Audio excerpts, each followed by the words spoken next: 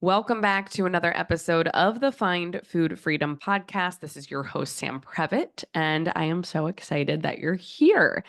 Now, today's episode is going to be a little different. I felt like why not make it more of a reflective episode, if you will, because it's my birthday week. And I originally had the idea of like 33 things I've learned in my 33 years. And then I was like, that's too much pressure. So we're just going to talk about all of the things. And I put a question box up on Instagram asking people, like, what do you want to know? Like, what do you want me to touch on? And I got some really, really great ideas. So I have a ton of scribbles in front of me that I'm going to go through. And I'm really excited about that. Now, I do, before we get to the bulk of the episode, want to talk about some Find Food Freedom wins of the week. And I actually pulled two different ones for different reasons. So I put up a video this week where I'm talking about the myth that fat plays a substantial role in causing disease. I want to repeat that is a myth. And so you'll see that video on my Instagram, on my TikTok, where I'm talking about how we're busting that myth and we're talking about how there's correlation and not causation. And there was a lot of great feedback from the video. And I was really encouraged to see how many people shared it and not just so much of being like, yeah, listen to this, but more so how many people commented saying, um, this made me think a little bit. Like this has given me a lot to think about. Now I'm gonna really think about how I've thought about body fat and or, a larger body related to disease. And that was really, really cool to hear from a lot of people because that's what I'm here to do, is to not try to convince people or defend anything. I'm just here to share what I am learning with you as a registered dietitian, certified intuitive eating counselor, certified personal trainer. And if it interests you and you're curious about it, then great. Keep on digging in and learning. And if there's a part of you that says, I don't give a shit about any of this, then keep on scrolling. So I got a few direct messages that were similar to this, but I screenshotted this one where this person said, I absolutely live for your post. Someone in a normal sized body speaking the truth as you do is completely invaluable to the betterment of fat people's lives. I have so much gratitude for what you do. And this person resides in a larger body, or they have reclaimed the word fat as a neutral descriptor. Um, and I'm here, I was just so grateful for her comment because I acknowledge my privileges. I am a thin, white, cis, hetero, able-bodied woman, and showing up in this space anytime I talk about body weight or um talk about body size, I often get a lot of comments of people saying, "You don't get it, you're in a smaller body." And touche, like I I I agree with you. Like I do not pretend to understand what it's like to be in a larger body. And I have done an extensive amount of training and continuing education and listening and learning from others who do reside in larger bodies to try to be able to best support all humans. And so when I say that I am a health at every size provider, what that means is that I provide fair, unbiased healthcare. And I need to stop using the word I mean we and our team, because Find Food Freedom is a team of 8 registered dietitians and certified intuitive eating counselors who reside in all size bodies and are different than me. And so I really wanted to touch on that because I thought it was such a beautiful direct message and I was very grateful for it. And I think that if you're struggling with this idea that fat causes disease or being fat causes disease, then I really want to encourage you to head over to Instagram and TikTok and check out that video that I put up. Now, On that same note, I said I had 2 Find Food Freedom wins of the week, and the other one is a screenshot. I have been in the DMs chatting with so many of you, because we've rolled out taking insurance, which has been, woo! A learning curve. I will say that. It has been something I'm very grateful for, but it has been a lot, and a lot of just, like, back end work right now, but what has been so rewarding is being able to tell you if you have unlimited free sessions. And so this was a conversation with someone that I had where I got to tell her that she had unlimited free sessions with our team for the entire year. And she wrote back, "Are you serious?" with a bunch of exclamations and question marks. She said, "I'm going to scream. Thank you, thank you, thank you, thank you. I'm really terrified, but so excited." And I wanted to share that because I think it's so real that, like, when people start working with an intuitive eating provider or a health at every size provider or a weight inclusive provider, it can be so freeing and exciting, but it can also be really scary. And so I want to validate that. And I also want to encourage you to get your benefits checked, because why the hell not? And I can't tell you how many people have wrote to me saying that they thought that they had no benefits because that's what they were told, or they were bamboozled by some other medical professional who, like, told them they had coverage and then they didn't. And long story short, when you get your benefits checked with our team, it's not me doing it. This is like a team of insurance professionals that we have contracted. I am not an insurance professional, and that's why we brought in professionals. So what you'll do is you can go to bit.ly, that's bit.ly/FFF benefit check. Again, one more time, bit.ly, that's bit.ly/FFF benefit check, or just click the link in TikTok or Instagram bio. And you set up a quick account with our team. This is our HIPAA compliant platform where all of our charting, all of our counseling, all of our resources, everything will live if you're a client. And then you fill out a few short forms. These forms are basically your insurance card, policy holder, date of birth, like very basic forms. It takes less than 3 minutes to fill out. And then we'll run a full benefits check for you. And then our team will get back to you via email, letting you know if you have unlimited free sessions, if you have 10 sessions, if you have 3 sessions, whatever you have. So I'm here to say there's no downside to getting your benefits checked. And I feel like every single week I'm going to be sharing these messages of these people that are finding out that they have unlimited $0 copay, one-on-one nutrition counseling with a registered dietitian, certified intuitive eating counselor, and provider of the Find Food Freedom team. So I think it's really, really exciting. And again, that link is bit.ly/FFF benefit check, or just click the link on social media and you'll find it there. Just hit up social media when in doubt, and you can go right to that. Okay. So we've gone through it. Now, I also want to give you just like a life update. I feel like I don't do many things socially, but last night I had the privilege to go to the Heather McMahon comedy show. For those of you who don't know who Heather McMahon is, gotta go follow her. She's a fabulous comedian, and she's someone who I met years ago when she was on tour, her first tour, and she was so lovely. And so I got the honor of going with a friend, Heather, to go to Heather's show. We met up with Heather after the show. She's such a doll. And why I'm sharing this, one, because I laughed my ass off, and laughing is so important and so needed. But two, because I am so grateful to Heather. Heather had me on her podcast, the Absolutely Not podcast, years ago. I want to say this is back in like 2019.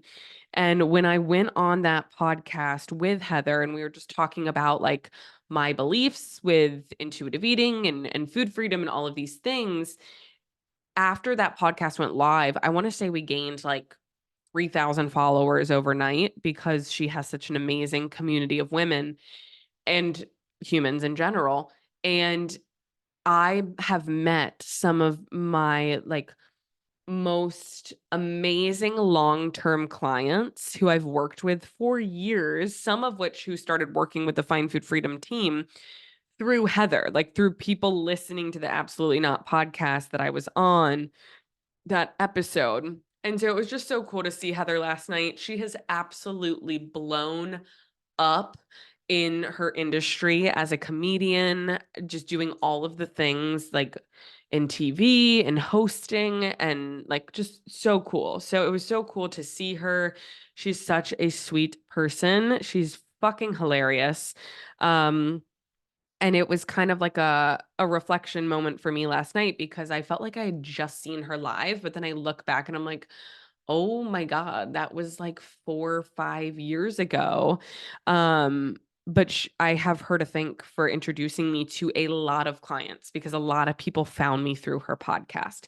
So that's just like a fun little fact about Heather McMahon, and she's an amazing comedian. So go follow her if you want to giggle. Now, as we go into this episode right now, I just want to talk about like random things that I've learned. And we can just bounce all over this page. I have a bunch of scribble in front of me, but a lot of this were things that people wrote in that are like, I want your take on relationships. I want your take on motherhood. I want your take on this. So that's kind of what I want to do today is just go through this. And first off, someone wrote, I want your take on me always thinking I'm behind. And this was something I had wrote before I even read what someone wrote in. And I just wrote negative thoughts and I circled it. And I think that's something that over the course of my 33 now years on this planet, the ability to catch negative thoughts and recognize them and recognize that they are not truth, and that is so invaluable. And this person said that they kept hearing like I'm behind. And I think that's where I think about like social media, how social media is the thief of joy in the sense of like comparison. Um because it's so easy to see other people's highlight reels and think like, oh, she has it all together, or they have it all together, or they have everything I want, or why am I not at that, stage yet? And although I am extremely grateful for social media in so many ways because it connects me to so many people, I too have had many, many months of my life that I've spent in deep, dark holes where I feel like I'm like, well, why can't I be like this person? Or why haven't I gotten this accomplishment? Or why haven't I gotten this? And it's so easy to do. And then I'm not even talking related to food and body image, but I think it is obviously very easy to compare to people's bodies and what they're eating. And so this idea of thinking we're behind because of other people, what other people's highlight reels look like, I think it's very important to remind yourself that that is not the truth. Like you are not seeing the full picture of anybody's life, no matter how candid, no matter how unfiltered, no matter how much someone shows you, we do not have the full picture. And even the idea of I'm behind from like a 33-year-old standpoint, being 33 or whatever age you are and feeling like you don't have what is air quotes normal for your age or you haven't accomplished certain things yet. Like, I think it's so important to remember that there is no perfect timeline and things I don't want to say things happen for a reason because I don't necessarily believe that all the time, but I do think that you can find joy in your darkest of moments and or just in your current life, whether you're going through a dark period or not. And I think that's important to remember. And that's something that like I have an episode of my fertility journey. If you scroll back through, I've gone through 3 rounds of IVF and I share how I had like such a perspective change when I was going through that. The first round, like when the first round failed and we had no embryos and we had spent so much money and put so much time and so much effort, and how like it crushed me. But having going through that, then I had like this huge perspective shift and was able to find joy, like going through that dark time. And it was really hard, but it is possible. And so I think it's catching the negative thoughts. If you're saying I should be here, right? Or I should have already, achieved this, or I should be married, or I should have kids, or I should look like this, or whatever that like shoulding all over yourself, being able to catch that and saying, we don't do that.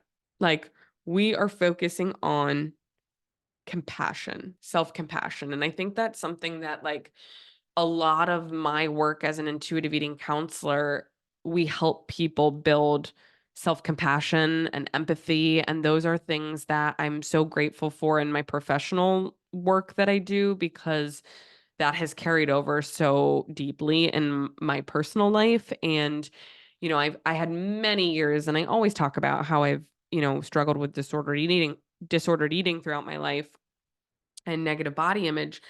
But at the end of the day, that's what it is. It's learning how to be compassionate towards yourself, and learning how to be your own best friend, and learning how to not speak to yourself so rude and negatively. And I think those are just such important lessons um that I've learned over the years of, if you're not self-compassionate, it doesn't mean like, okay, now you have to speak nice to yourself, like snap your fingers, go. But I do think being aware of that and recognizing, like, especially if we want to relate this back to body image work has nothing to do with changing our physical body and everything to do with building self-compassion, learning how to work on your relationship to your body, not changing your body. And that's something that I've definitely, like, I think back to my 20s versus now, my body is my least interesting thing about me. And that can come that will ebb and flow throughout my life, but that is the least interesting thing about me. Like when I show up on social media, right? When I'm talking to you right now on this podcast, like I value our connection that we're having together. I value the vulnerability I can bring to this conversation. I value like humor in conversations, and so I think about like those are the things I'm centering, are like my characteristics and the things that make me me, and like my body is the least interesting thing about me. And so when you're doing body image work, it's not about shrinking your body. That's what diet culture tells you, right? If you shrink your body, you'll love your body. Body image work is recognizing that you can get to a place of neutrality and acceptance with your body, that you're not consumed by like it's not taking up every thought. And so then you can focus on what you actually enjoy doing and what you're passionate about. And so I think those are like some really cool, I'm sorry, I'm like ping ponging all over the place, but I think that those are some really, really cool things that I've learned. And just as the years tick by, it's just become more and more and more apparent to me. Um, so relationships. Now this is I want to go, I got a lot of different questions on Instagram about this, but I want to go at this a couple different ways. I'm not just talking romantic relationships. If you want to talk romantic relationships, February on the Fine Food Freedom podcast, every single week we are releasing a podcast related to dating and marriage and diet culture. So you're going to want to stay tuned for February. I'm really excited for that series. But I do want to talk about relationship in general. Um, One is text and call someone and tell them how you feel. Like Now, let's not like pick up our phones and text our toxic ex-boyfriends. And like, I don't mean that, but I mean the people that you genuinely care so deeply for, the loved ones in your life that you are so grateful to have. Like, do not hold that back. And in the same sense, I want you to think about that when it comes to people that are in your life. Like, you've probably heard this saying before, if they want to, they will, and that is so true. Like, if and I guess this is kind of related to romantic relationships, but like, if they wanna text you, they will. If they wanna see you, they will. If and this goes for friendships too, right? Like, if they want to hang out with you, they will.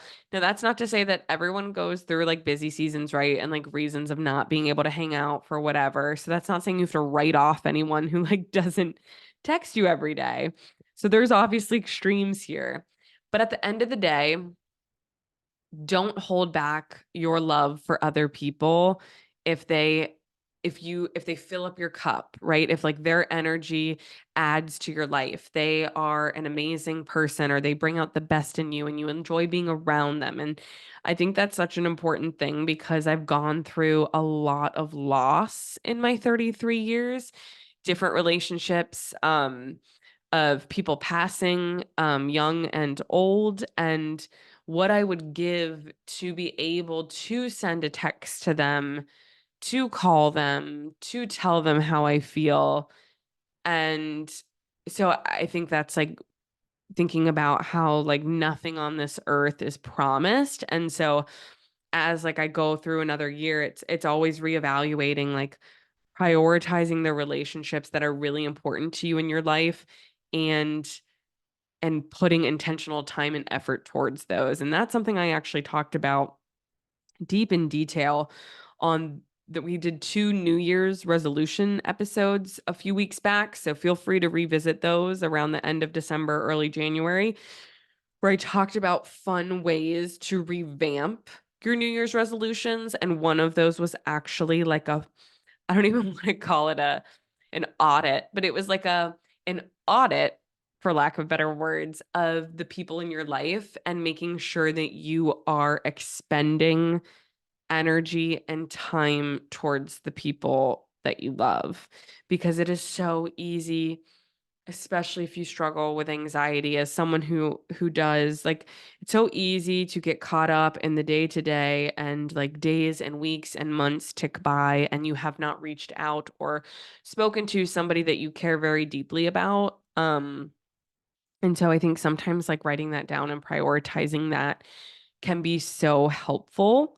And so this all is coming back to the point that I made of text or call someone and tell them how you feel. If you love them, if you want them in your life, if they add to your life, if they are supportive, I think that is so, so important.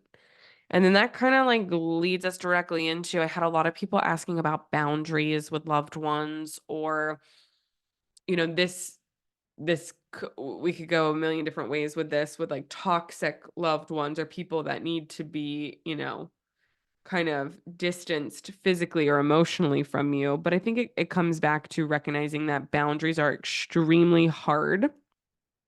I think people think they could just be easy. It's just like, okay, I'm setting a boundary. It's like, no. That is something I am still working on and will be for the rest of my life as a recovering people pleaser. But that's where therapy is helpful. So when it comes to therapy, I want you to think about like, first of all, let's add that to the list, right? 33 years of my life. I am very grateful for the few years that I had spent in therapy, and that's something I need to get back to. I've definitely in this stage of motherhood, you know, haven't been as consistent with, but I think knowing that you can go to somebody who can take a very neutral look, like be a complete neutral observer to your life and help you dig into things and figure out why you are the way you are or why you feel certain things. Um It's so important. And I wrote here, again, I'm ping ponging everywhere, but like discomfort isn't bad. It's telling you something. And I think back to my 20s, like when something was uncomfortable or when I felt discomfort, whether that was physically or more so I'm speaking mentally and emotionally, I think I would like automatically go to like, you're a bad person, something's wrong with you, like automatically self-blame. But now when I feel discomfort or uncomfortable, it's more being able, again, looping this back to self-compassion, like trusting that and saying, what what's going on here? Like this is telling me something. My body is telling me something. And so understanding that discomfort isn't bad, it's telling you something. And on the note of therapy, I kind of have like coping mechanisms here. 33, woof, I'll tell you. I've been in the midst of years of IVF, straight into pregnancy, you know, 8 or 9 months of breastfeeding, a few months off, right back into IVF, currently pregnant, plan to breastfeed if possible with this one for as long as possible. And so I've been going through many, many years where I don't have any type of numbing agent. And what I mean by that is like, I don't drink. I don't do drugs of any sort. And this is something that we talk about on the What the Actual Fork podcast a little bit, but in different episodes. But why I say this is not to shame someone if they drink or if they use cannabis or, drugs of any kind. But why I say this is because I don't have um these outlets that I used to use to numb emotion. And when you can't numb, you can't hide. And that is something that I've learned over these past however many years of if you're not drinking alcohol at all and you're not, getting high or doing a drug, you can't run, you can't numb. That's what those things do. And it's really made me aware. And it's hard. And I would have never considered myself an alcoholic by any means, but there were definitely years in my life where like it was nice to unwind with a glass or two or three of wine and just kind of like forget about things or just go out and have a few drinks and like just kind of unplug and how that can vary a lot. So that's been a really interesting thing over my 33 years, especially these past few years, is like not numbing at all and figuring out, okay, when you can't hide, well, then what happens?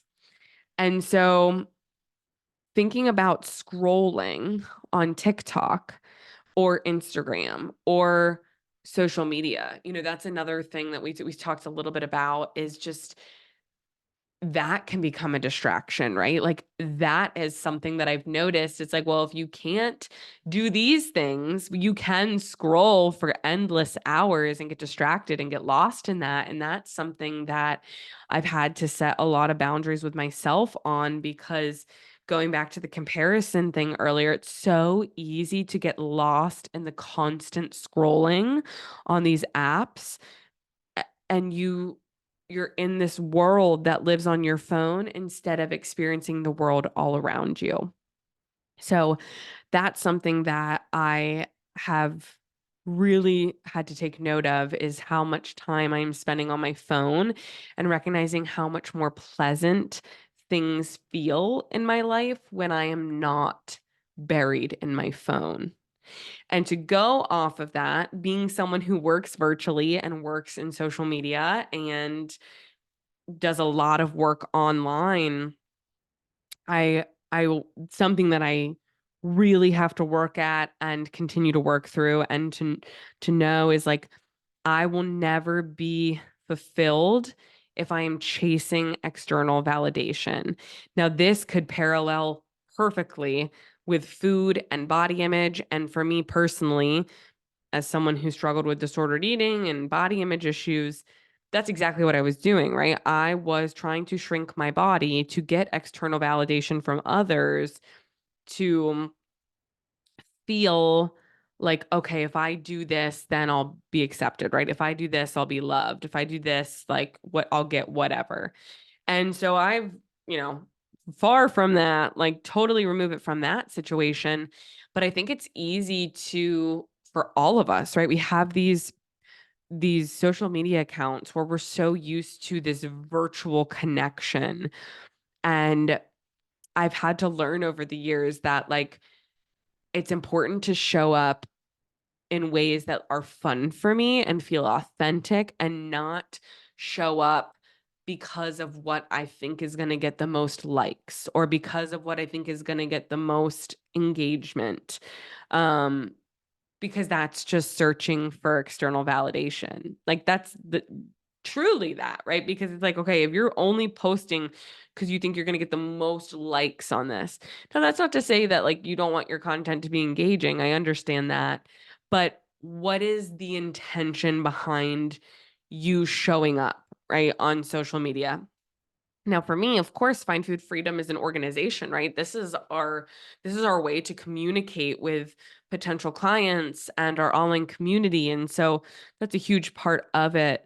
Um, but it's something that I'm constantly checking in with myself to making sure that I'm showing up to this space for the mission of Find Food Freedom to help people make peace with food in their body and to not tie my self-worth to any number. I don't care if it's followers, comments, likes, story views. I mean, any of you who have any social media accounts, it's something that I think is so easy to get wrapped up in. So that's been a big one for me. I had someone really who's a big part of our online community say, I want you to talk about chasing dreams and taking risks. And I think that's something over the past few years that I've learned is like how to cope with imposter syndrome. And I have a lot of younger dietitians or nutrition students reach out and saying like, I want to build what you've built, but I don't think I can do it. Or I want to show up online, but I don't think I can do it. Or I want, whatever it is. And to that, I say, I think a lot of us struggle with this is this little voice in our head that tells us that we're not good enough or like we shouldn't be doing this or like who are you to say this or to be this expert or to do this thing. And, and that's just such bullshit. Like and it's something that I still struggle with. And I always say, like, next level, next devil. Like, I remember years ago, like wanting 10,000 followers on Instagram so badly so I could get that swipe up feature. Because back then, when you got to 10K, you could tell people to swipe up. But before, if you didn't have 10K, you could not do that. Now that you just everyone clicks the link and it's different. But I just remember thinking like, if I get to this, then I'll be happy or like, then I'll be accomplished. And when I say next level, next devil, I think that's like that. It kind of loops in with that comparison of like, don't don't subscribe to the lie that like, if I get this, then I'll be happy. And I'm talking about it right now in like a sense of work accomplishment dream kind of situation, but I see this all the time paralleled with body image, right? Or weight. If people say like, well, if I just lose X amount of pounds, then I'll be happy. And it's that same thing. It's like that's not what happiness is about at all. And I shared like I said a few podcast episodes ago we did on um picking a word for 2024, like what I'm centering. And for me, it's really like contentment and being present and disconnecting from my phone. And like the more content I am with the minute little things that happen all around me in life, like that's when I'm experiencing happiness. And it's not that you shouldn't be challenging yourself or be trying to accomplish things. Like, I'm not saying that's a bad thing. But I think when we place like all of our joy into those buckets and thinking like, if I accomplish this or chase this dream, it's going to bring me all these things, bring me all this happiness. Like, I've learned that's not necessarily the case.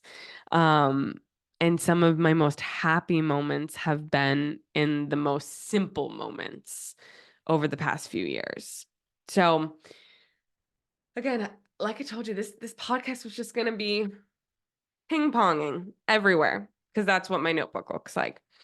Okay, so as we continue through all of this, like I said, I don't want to get too deep into the love and relationship category because February is locked and loaded with our dating and marriage and diet culture series where we're talking about physical intimacy, dating, marriage, like all of those things related to intuitive eating and dating. So I'm gonna table that for then. But the one thing I will add is that I wrote down all relationships are two broken human beings coming together into one relationship. If you think you're going to fix somebody, think again. Respect each other's journeys of healing. And I wrote a successful relationship is two humans being committed to being the best version of yourself for the other person. And again, when I say all these things, like I don't even mean them as a romantic relationship. I think this goes for like any relationship with another human.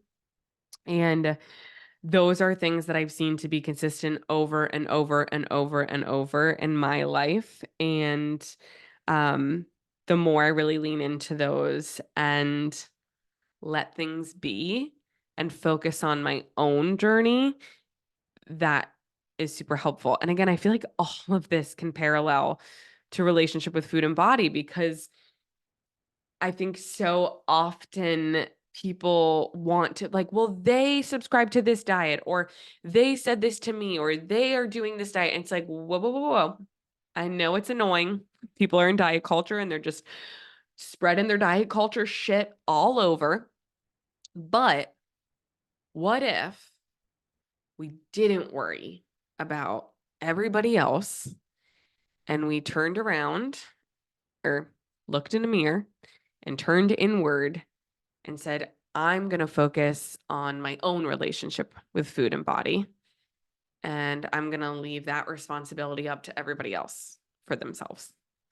And I find that's the same thing with relationship, in relationship, whether it's a friendship, whether it's a romantic relationship, whether it's a parent child, whatever kind of relationship, you cannot control other people.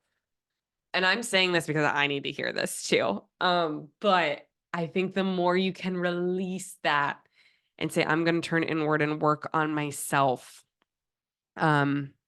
Note to self, make therapy appointment. Okay, we're going to log off and I gotta revisit some of this. But that's why this podcast is so fun because it helps me kind of just brain dump. So thank you for listening to my thoughts and I hope they're helpful for you. And then I can revisit them in therapy.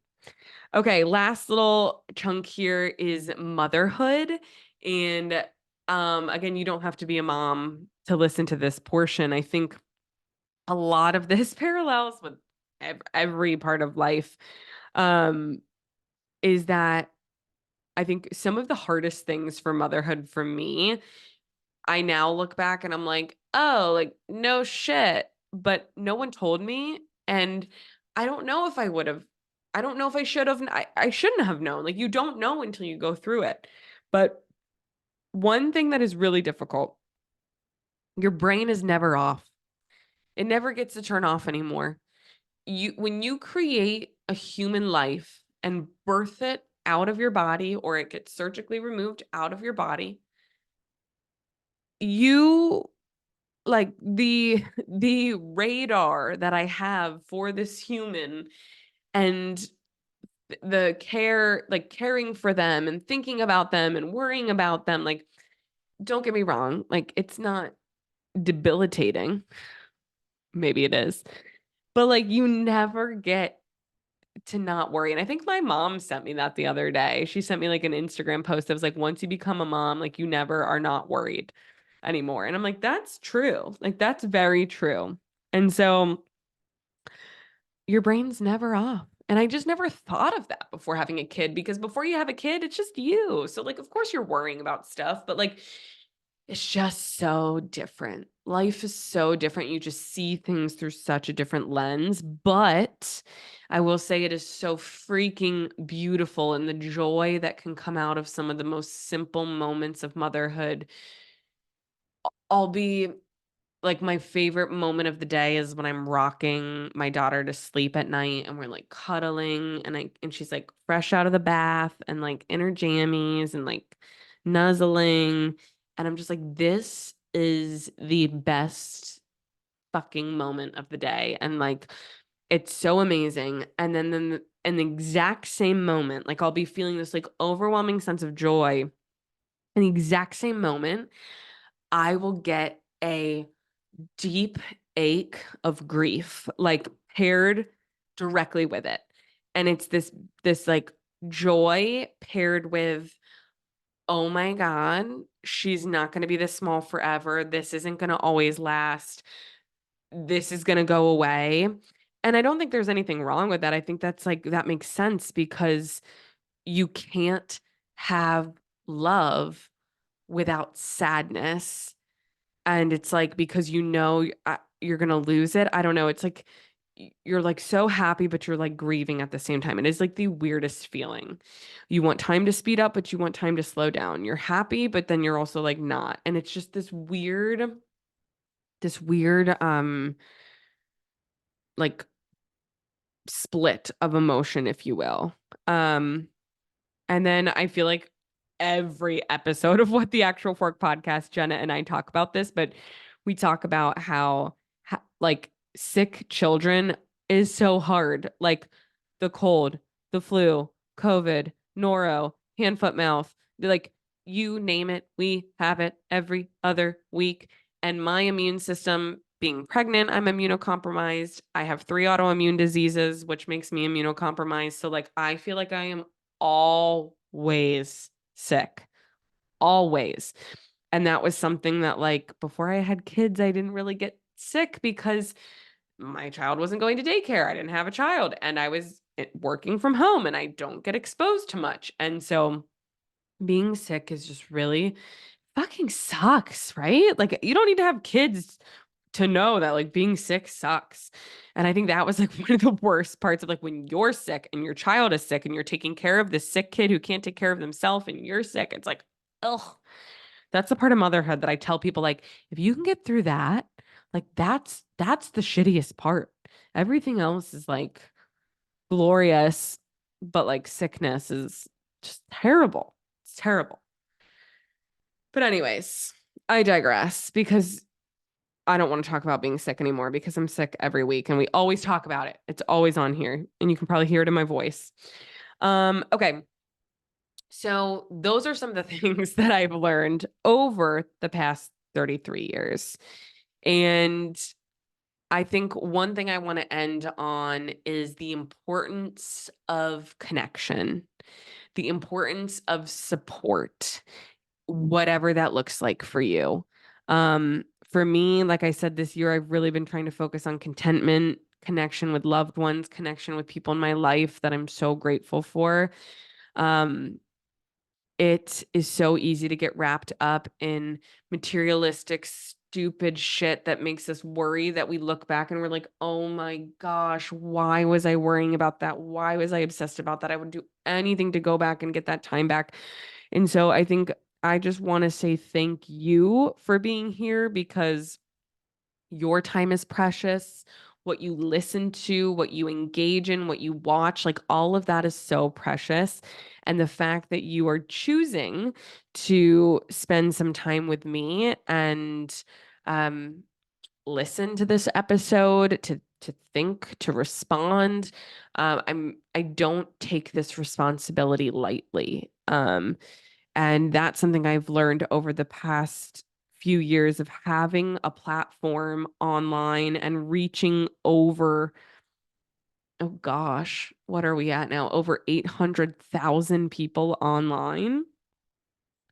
It never, like, it never gets old, and it in the sense of like being able to serve that many people. And sometimes it's easy to forget that I'm talking to real humans when I right now am talking to three separate cameras and I'm seeing my reflection.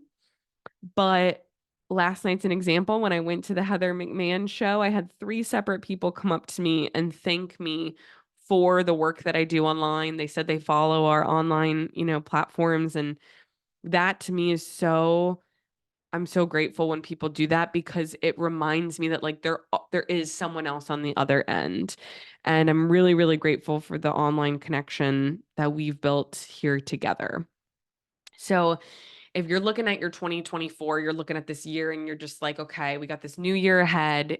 Maybe it's not your birthday, but you're looking at this new year ahead of, 2024, and you're noticing that your relationship with food and your relationship with your body image and movement is extremely disordered and obsessive and just truly like making your life so less enjoyable, then I really, really, really want to encourage you to come reach out to our team. You can head over to findfoodfreedomresources.com. Again, that's findfoodfreedomresources.com. And whenever you click that link, it'll have a bunch of different resources for you. It'll have the link to get your benefits checked. It will have our upcoming masterclass. Every month we're doing new virtual classes. It will have the link to get support with our team. So I cannot stress enough to you. If you need support, please, please, please do not hesitate to reach out. And you can do that by going to findfoodfreedomresources.com.